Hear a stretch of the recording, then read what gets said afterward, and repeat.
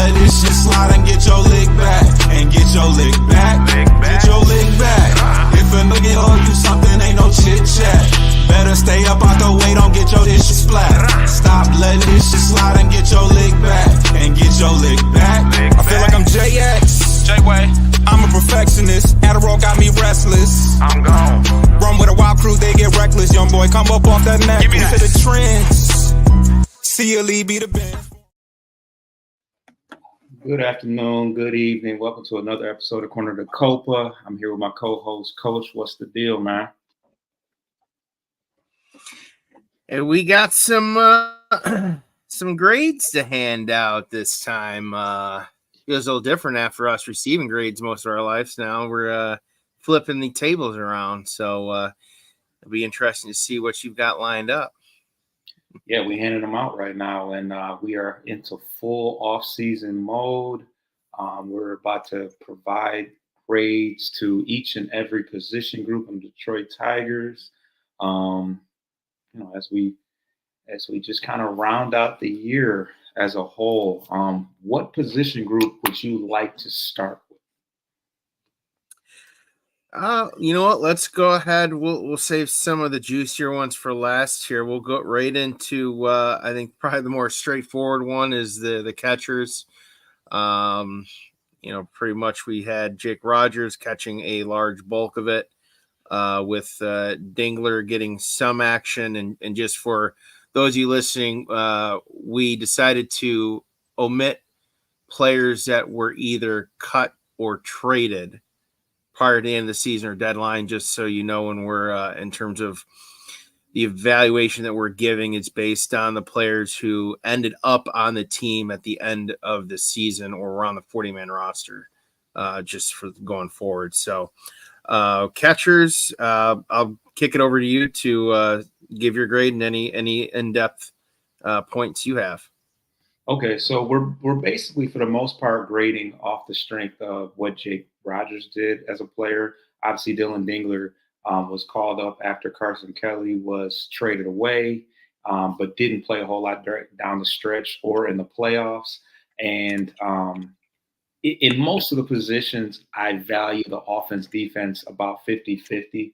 But with catchers, we know most catchers don't hit very well because of the importance of their role defensively, just calling good games, blocking, framing,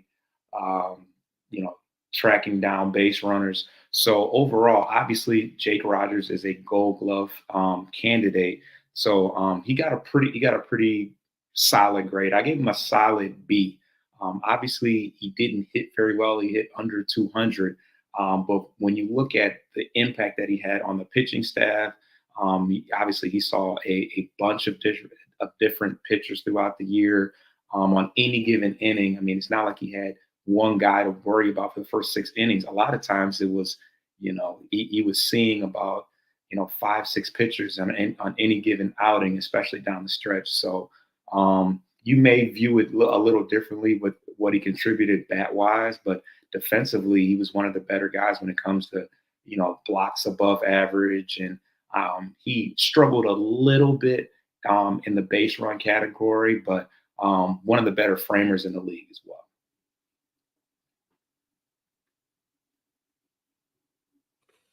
Yeah, I agree with pretty much everything you said. I figured this is probably one of the easier positions to grade. Same thing. I have him for a B. His defense outweighs his offense a little bit more, although his postseason clutch factor was kind of led him to have a higher batting average than a lot of the other guys who played on a daily basis, pretty much. His blocking ability, his ability to call games, because I honestly was kind of surprised that I think it was right around the time they really started to get warm after Parker came back from the injury in July, and they started to get some momentum heading into the deadline and coming out of the deadline before they got hot. And, he had shut the run game down mostly, but, like you said, I don't know what it was that he just struggled a little bit down the stretch, but, I kind of thought maybe Skubal would be calling some of his games by himself with the pitch comm, but Jake calling it all just tells you how much confidence that entire staff and Chris Fetter has in Rodgers in order to basically take that 100% ownership. And any mistakes made, technically, he's going to stand up and put his hand up and say that's on me. Being the teammate that he is. God, I feel like, out of all the guys in the locker room, this is the guy that, regardless position, they kind of gravitate towards the most. He just seems easygoing, laid back, and technically by age, he is, a veteran of sorts, even though he's still on arbitration year. But I had the group listed as pretty much as a B. So, above average. I think that's a fair grade. I'll let you go ahead and pick the next category. All right, so the next category we're going to get into is what I consider to be our weakest area, and that's our corner infield position. A lot of the bulk of our performance were actually guys that are no longer on the team. Well, kind of, sort of, that not on the team, because obviously Gio Urshela played first and third. Mark Hanna played some first. Obviously, a lot of our starter going into the year, Torkelson, spent about 2 months in the minor leagues. But overall, when we talk about defense, defense and offense, I gave the corner infield a C-. This will also include Matt Vierling and Jace Young as well. Yeah, I had him graded at a D plus, mostly due to the combination of the, outside of Vierling, who had been very reliable defensively for the most part, made some nice plays too at third down the last couple weeks as he had more action there with the whole platooning with Carey and Perez out and right. A lot of it was lack of, or like you said, Torkelson demoted for the second time in 3 years. Although his picking ability in the playoffs was better and he made some nice plays. It's the overall package of the regular season. He was just underwhelming.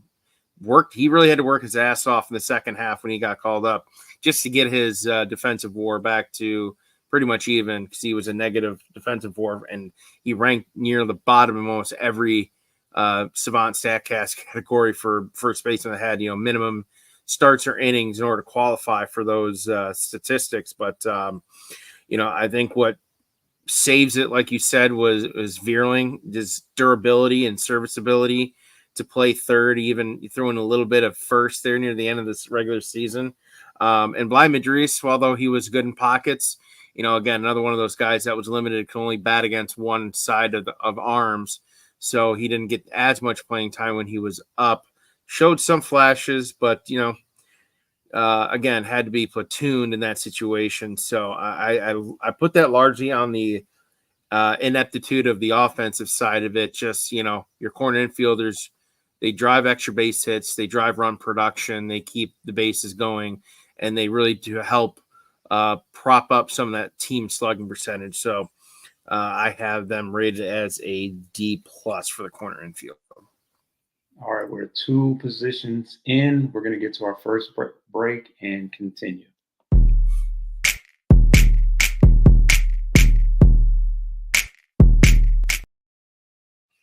All right, the next category we're going to get into is the middle infield. The middle infield, second base and shortstop. Set it off if you want to. All right, yeah, I had him. I graded this group collectively as a B. This includes McKinstry, who played majority of his starts at short. Ibanez at second, obviously with Colt Keith. And mixed in there, Kreidler, Sweeney, and Baez collectively as a whole. We've talked in length about Baez, even going back to the very beginning of the season and the show here. So we know what that is. They played better without him across the board. I'm not going to hang his inefficiencies on this group collectively too much because he's one of, a handful, almost half dozen guys. So I attribute a lot of that or their grade to, the roster changes. These guys were, look how many players we named just for largely 2 positions, and 3 of them or 4 of them at one point all played one position, or 3 of them at least. So a lot of moving pieces around. Guys have to prepare a little bit differently. Positions are a little different. Again, after Baez went down for the year, Sweeney helped settle it down defensively. Colt improved from his early season struggles big time, both offensively and defensively. We saw some nice diving plays out of him and double plays in the playoffs, which was a real positive to see because he did struggle to hit generally in the postseason. I know he had a late RBI double in the 7th or 8th inning against Cleveland in Game 5. But we tracked his barrel and our hard hit percentage rate since early May, and the dude is just not finding the holes in the gap. So I'm not terribly worried about that heading into next year for him. But overall, McKinstry also had a 10+ game hit streak at 1.2 with 3 or 4 one pinch hit at bat opportunities, which really helped carry some of the clutch factor of that team in August when he was hot with Torkelson's return. So, I have a lot of good stuff in there. They improved. It could have been way worse, easily, for sure. So I think a B is a pretty fair grade for that group collectively in the middle infield. Yeah, you know what? I may have graded him a little harsh. That might be a testament to just how bad of a year Baez had outside of his ability to hit with runners in scoring position. Defensively, his outs above average fell off a cliff this year for where they were last year. He obviously struck out a ton. So when I look at the starters, I feel like that kind of, he alone probably gets a D- in itself. And then obviously his partner on the other side of the infield, Cole Keith, had a solid, we'll say, second half part of the year, where he was able to bump up his outs above average to an even 0. And he did. We know the trajectory and where we expect his offensive numbers to be, because he did have a solid year overall once he got out of his slump. Outside of that, Ibanez actually surprised me with how, where his range, factored in on the baseball savant. But he had a pretty good year. He had a lot of big hits for us. He was pivotal when left-handed pitchers, were out there. He got the call any and every time there was an opportunity for him. So that was big for us. And then obviously Zach McKinstry down the stretch played any position that we needed him at. He had some huge hits the second half of the year as well. So yeah, and then Sweeney, who played like the last month and a half or so, he was pretty good. He was pretty solid defensively. I think his outs above average was at a 3 score, and his hitting was spotty off and on. When he's not striking out, he ranks pretty high as far as the exit velocity, and he hit for some decent power, but making more contact is what's going to be imperative for him down the stretch, because he didn't have a great postseason hitting wise, did he? Sweeney? Yeah. No, again, I think he had timely hits. Not too many were, extra base hits or home runs or anything. He showed, a little bit of power in that September run, but yeah, most of his hits were just timely hit singles. He had some walks, but for what it was, the timely hits are what we need, and that's what he largely provided. All right, so I gave him a C, but I can see how maybe it was a little too harshly graded.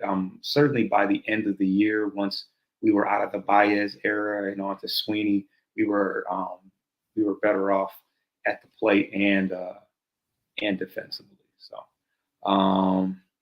next, let's do the outfield.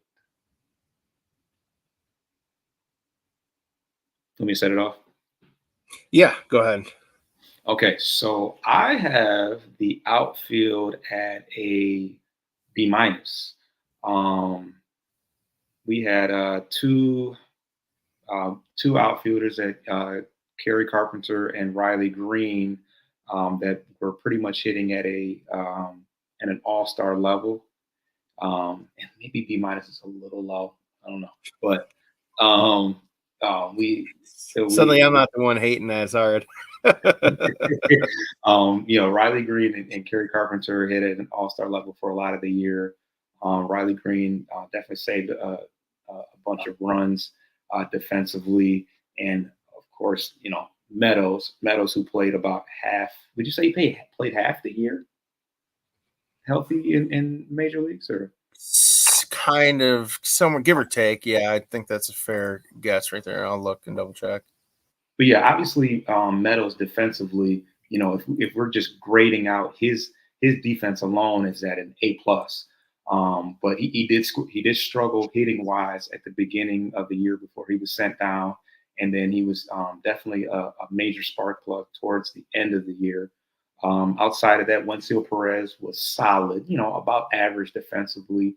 He had some big hits during the year and kept us afloat while Kerry Carpenter missed time and then obviously Riley Green missed time. But I think Perez might have been hurt while Green was hurt too, honestly. But Perez missed the chunk of September. We didn't know if he was going to even play the rest of the year heading in the playoffs almost. Right. Yeah. He came back right before the end of the regular season. But outside of that, it was kind of a carousel at that other side. Obviously, we're factoring Vierling into the corner infield and not the outfield because he was a pretty strong contributor as well. But when you factor in the Malloys, the Badus, the Velades, they were kind of I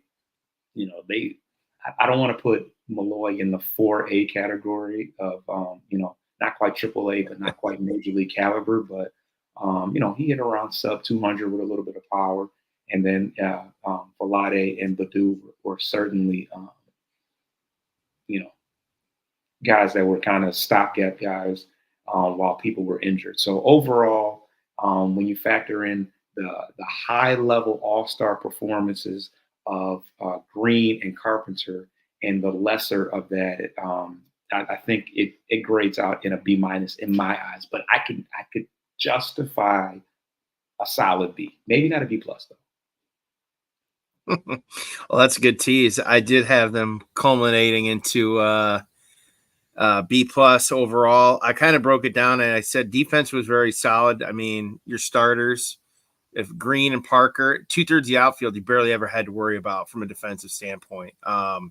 So I gave him like an A- in terms of defense, but I contributed the lower ranking also due to, again, the injuries, demotions, Parker, then being hurt, Kerry being hurt, Green not as severely, missed a little bit. Badu was largely ineffective this year. He had some pockets, some moments, but really we saw that, right? Yeah. But I mean, he largely was replaced this year by Perez, essentially. In terms of that first guy off the bench, pinch hitter mentality. Velade played a little bit up there. Not too much to say on him, just reliable. Really didn't make himself a liability or a detriment, which honestly, as a role player off the bench, a younger guy like that, that's important. And as you said, Justin Hunter Malloy, limited in terms of defensive time out there in the outfield. Still has to figure out where his role is going to be with this team going forward. We won't get too much into speculation if it's not the outfield, because right now they have a handful of guys that are combo outfield DH guys. So you'd like to settle some of those positions down heading into next year. But their pre-pitch alignment for a new batter, I thought was really good. They even the playoffs, some hard hit balls, but they were right at whether the corner outfielder or Parker was able to track it down. And, we can have our own segment right now on Parker and his ability in the outfield, his top 10 potential candidate plays of the year collectively that he made out there is just incredible. And as for those that have been following us for a while, listening to us, I am absolutely convinced that a Gold Glove is in Parker's immediate future. And by that, I mean as early as next year. Had he stayed healthy enough this year, I think he definitely would have been a finalist, considering some of the catches he made had the whole league talking. So, and there wasn't a video tribute or hype video out there on YouTube or whatnot that did not show at least a few of Parker's sparkling plays. But I think I am graded as a B plus. They improved. I think some of the areas are more offensively for me. I think I'm going to call it right now. I think Parker next year, as long as he stays healthy, he's a 20-20-20 candidate for next year. 20 home runs, 20 doubles, 20 stolen bases is what I think he's capable of next year. And I think that's just a table setter, but B plus for the outfield group for me. Hey, seeing him with 20 home runs would be huge. With the deficiencies we have in the power position, if we can get 20 home runs out of it, I mean, certainly on some of the, I mean, yeah, when you look at some of the balls that he did hit out this year, I mean, he has the natural swing to drive it, and he's got a 6'5" frame, so he can even probably build some strength onto that as well. But yeah, if we can get 20 home runs out of him, I mean, you can pretty much take that to the bank with Kerry Carpenter and Riley Green as well. So I like the sound of that. Oh, and then Chicago Cubs SS, appreciate you for tuning in. I think you're a new viewer. Welcome in, Chicago Cubs SS. And let's get to probably our last break.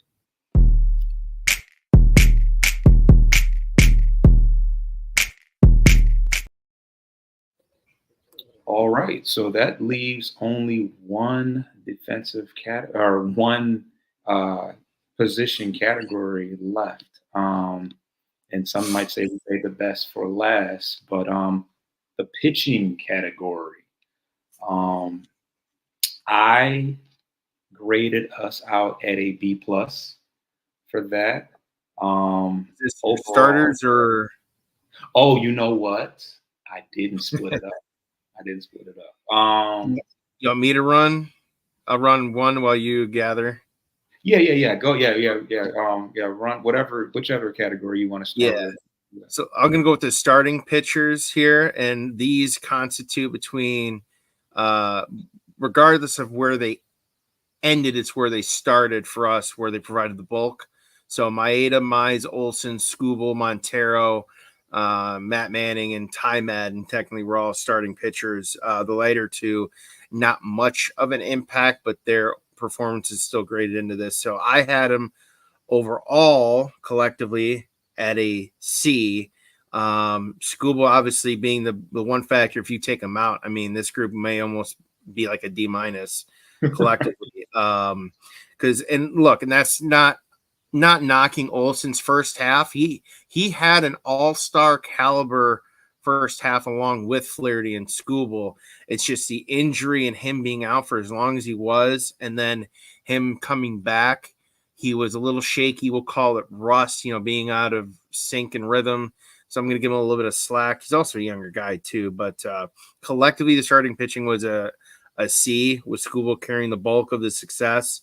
Montero showed a little bit better in the second half, including that complete game shutout where he faced the minimum 27 batters. I think he had 2 walks, but he had 2 double plays to counter that. So technically 27 up, 27 down from him, which was really good to see late in the year. I had a feeling when that happened that he'd find a role, maybe not as a traditional starter, but a bulk guy when needed. And he actually did a good job against Cleveland, where we were holding our breath. But it is what it is. Maeda was terrible, was demoted, played all right out of the bullpen. Not going to harp on that too much right now. Matt Manning was not all that great either in the handful of starts that he had. He had 1 or 2 okay ones. The rest, he just couldn't get through the second time in the lineup. And then Casey Mize, largely inconsistent, dealt with some injuries. He showed some flashes of being a back-end rotation guy. He still has team control for the next year. So we hope that a healthy offseason to recover, get into some regiment with the other guys, and hopefully come back ready to go for next year. But yeah, my starting pitching grade overall for the group is a C for those guys. Yeah, it kind of sounds hard to believe when you have a Cy Young winner at the top of the staff, but ultimately, especially when you take out Jack Flaherty, if Jack Flaherty ends the year with the team, it looks a lot different as well. But honestly, what made our pitching staff as a whole much more strong was basically the system we have with the openers, which is a lot of our bullpen. So we're going to get to the bullpen, but yeah, I think I think it's pretty valid because Casey Mize didn't really have a good year. Maeda certainly brings down the class grade, if you want to call it a class grade, quite a bit. Calling him a class clown. I don't.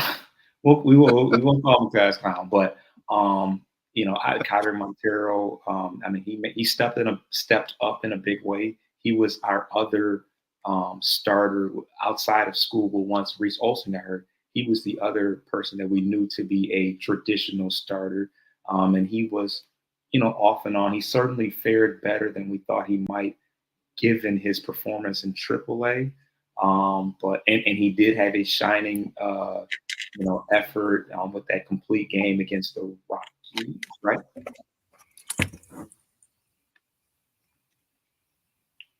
It was versus the Rockies that he had the complete game.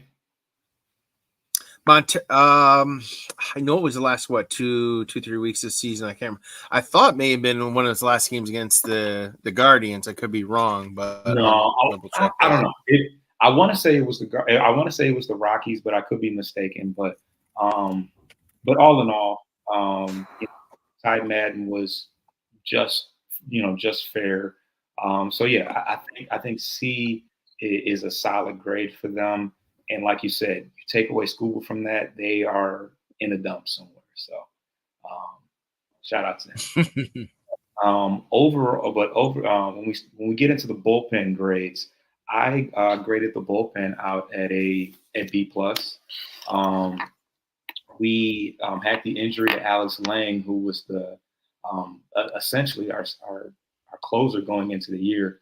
But as far as the guys that held things down, Tyler Holton,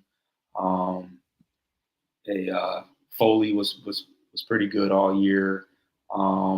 Alex Vallejo was pretty solid before he got hurt towards the middle of the year. But outside of that, we had a lot of guys that went, that were able to, stretch their outings out in opener roles. Bo Brisky was obviously great. He pitched in a lot of major situations at the end of the year and into the playoffs. Brad Herder, Gunther, pretty much anybody that we threw out there did well. Anybody that didn't fare well either got hurt or was not on the final roster, aka Wentz, Shelby Miller. So we were able to trim a lot of the fat, and pretty much anybody that we sent out there, we pretty much knew would get the job done. Overall, the Tigers pitching staff finished 4th in ERA in the entire league. And obviously, without the pitching staff, because we won a lot of games 2-0, 2-1, 3-2.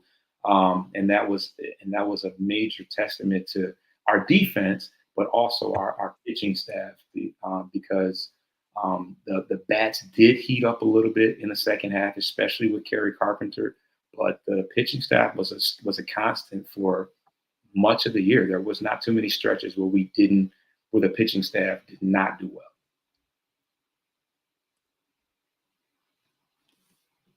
Yeah, no, I agree. For this group collectively, I graded them out as an A-. Technically, we have Job in there just because that was he had technically had one bulk game against the White Sox in the final game of the regular season, but pretty much all of his important outings came in as a reliever. Obviously, that won't be the case going forward. It was just to dip his foot in the water, test his met a little bit, see how he reacts and takes those experiences and grows heading into the next handful of years going forward. But like you said, this team wouldn't have gotten here without the collective arms of these guys. Gunther, I think Holton has been the best. I mean, as much as great as Bo Brisky and Will Vest was in the playoffs, Tyler Holton has been that player for the last 18 months for this team. And I think he is the best pitcher on this team, not named Skubal, and I think you could arguably make a case that he is as good as Skubal is. You know, they both throw from the left side. They're both kind of power guys, but they also have a nice arsenal of pitches to use. And then that's not even touching, like you said, Faedo made a nice transition from the rotation to long relief. He had a lot of multi-inning outings before it became the situation they were in. His season ended a little bit shorter than he wanted. Would have been a nice arm to have in the bullpen for the playoffs, but guys like Hannafy and Herter and Sammons, Englert, Jason Foley, who did not appear after game 1 against Houston in the playoffs.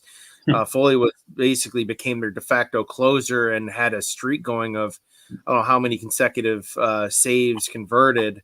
But this is a group that bought into Hinch's on the run, on the move, approach the last 2+ months, became the best pitching group post trade deadline.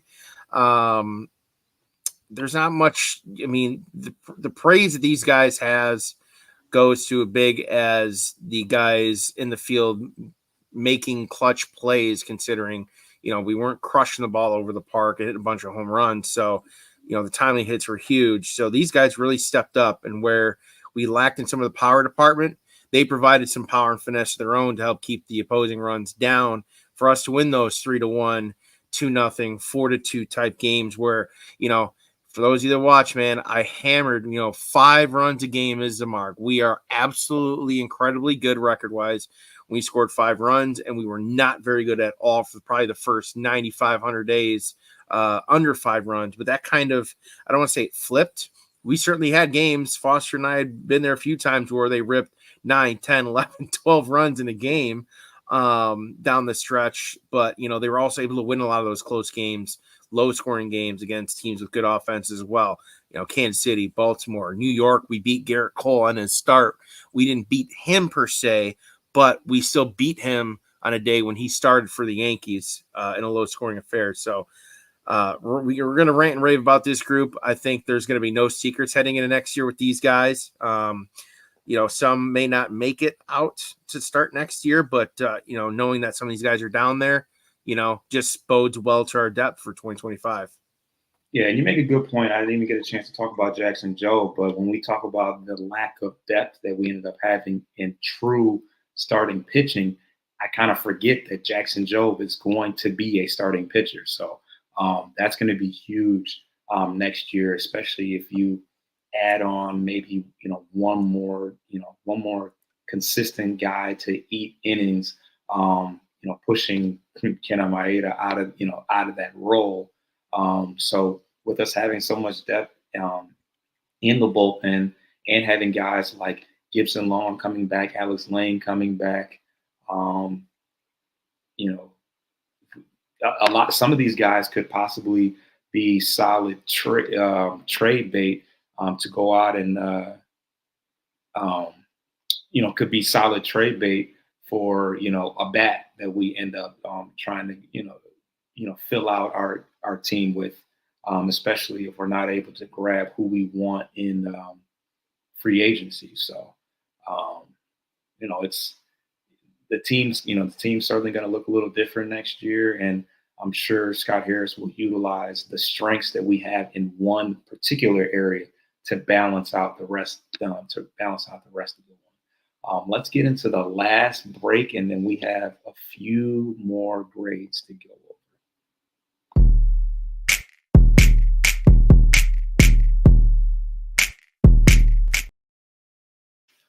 All right. So, obviously we are sitting here with Coach. So it's only right that we do some grades for the managers and coaches. I'm going to take a step back and allow him to break that down. What you got? Yeah, so I collectively, this may surprise some folks considering how critical I was mostly of AJ throughout the year, and then especially the first half where the fielding was so atrocious. Hitting was down. They can do so much with hitting for you have to send guys down. Fielding, you just have to get on the field and work at it.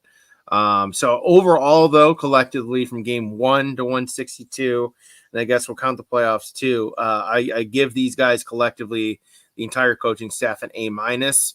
The bulk of that being an A to Chris Fetter, the pitching coach, who was a maestro out there considering the situation he ended up being in. With them being soft sellers at the deadline, and then also doubling down on losing a bunch of depth between collectively within, I think, a month. They lost Faedo, they lost Olson and Mize, and Faedo ultimately went on the season-ending IR. So they were without a bulk of their arms, most of them starters, and he really had to, shape these minor league call-ups guys, like a Hannafy and a Herder and a Salmons, all these guys that, heading to the playoffs, a lot of the national writers and cover guys were like, who are these guys? These aren't household names. These are barely names known within organizations up and down the minor league system. So, because, as we know, for those that don't, some of these guys that called up, they were not tearing it up in Toledo or Erie, wherever they came from. They had bad numbers. We're talking 4.5, sometimes even a 5+ ERA. And we're not talking, 2, 3, 4, 5 outings. We're talking 20 to 30 plus outings with Toledo or Erie. So whatever was in the cauldron that Fetter was cooking up, man, it worked. They did a tremendous job, as we alluded to in the relieving pitching department in their grade. As it comes to AJ himself, I'm giving him a B. A lot of that has to do with, again, down the stretch. I still think he was responsible for too many direct losses due to his own poor timing and changes, or just the wrong choice to begin with. I had him about 7 to 8 games that he directly cost him where they had a lead and they ended up losing because of a critical juncture where he made a wrong decision here. So that'll be the last you hear me talk about that this year as we close the book on them. But overall, this team did get better defensively. We saw Colt and Torque kind of pick it up. Sweeney settled us down. At shortstop, Zach McKinstry had been pretty much extremely reliable in that regard too, in terms of fielding. I'm not going to count the Riley Green miscue in Cleveland in the playoffs.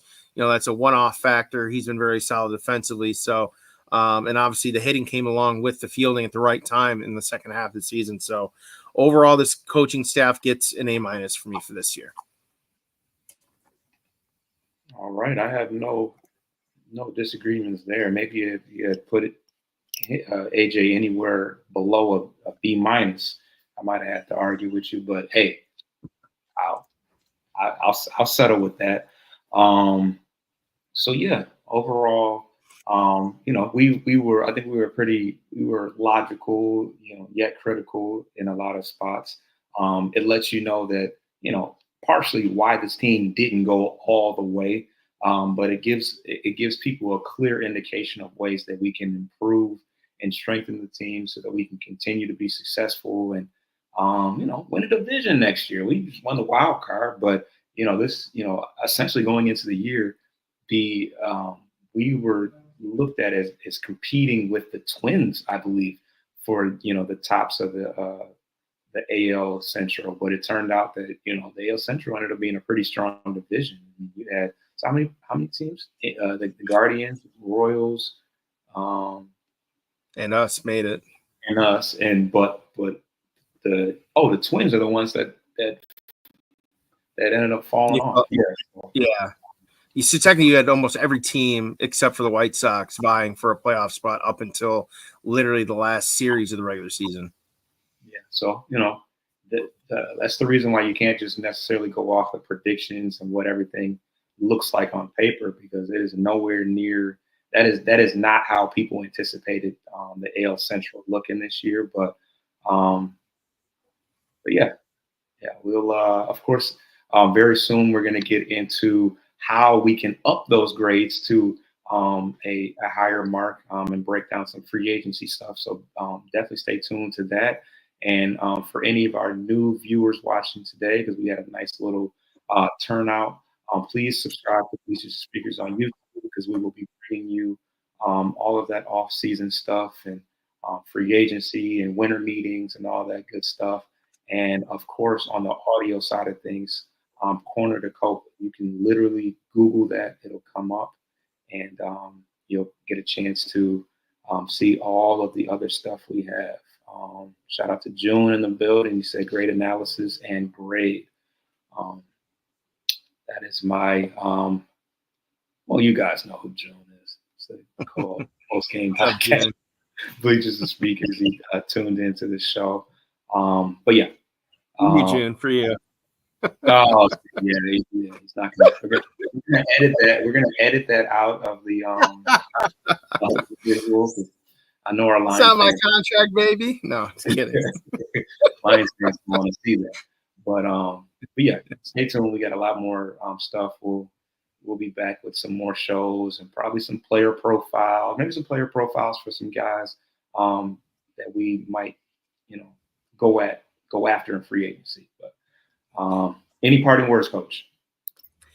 I give this team overall, all grades considering, I think I give this team a B+. A lot of it had to do with how they not only bounced back, but they didn't fall into the opportunity to get into the playoffs. They had to bust their ass and really improve. It wasn't like they were playing well and they just needed some other teams to slip up a little bit. These guys bought in, they took it to heart. They played for each other.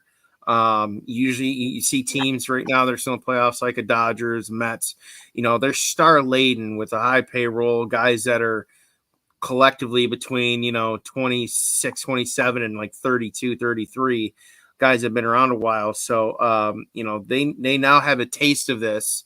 They have a taste of success and what, putting in the work and seeing the results can do over the course of the season. So I give this team overall a B+ with just a couple, infield fielding, outfield communication, some areas to improve. And obviously I think the one big thing is, power, just some final numbers for this team on why we do need to pick up some legitimate power bats, some big boppers, if you will. Our average home run distance was 392 feet, which ranked second to last. Our hard hit percentage was 38%, which ranked 22nd out of 30. Our average exit velo off the bat was 88.6 miles per hour, which was 21st.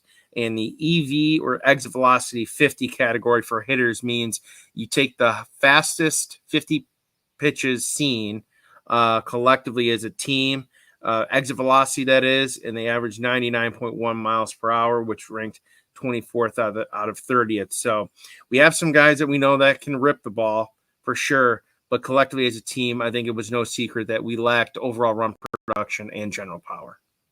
Yeah, and this is a team that sold at the trade deadline. So, I mean, there was a free opportunity to just kind of, cash in and wait till next year. And this team literally springboarded off the strength of just having young guys. And, a lot of the guys that we paid all the money to didn't even make the final roster when it was all said and done, a.k.a., Javi Baez, Shelby Miller, Ken Maeda. It was strong. It was heavily led by young guys that are barely cracking $1 million in salary. So unbelievable. But if that doesn't give you hope for the future, I don't know what will. So stay tuned. We got a lot more shows coming up, and hang with us. So we just start. We only getting started. Yes, sir.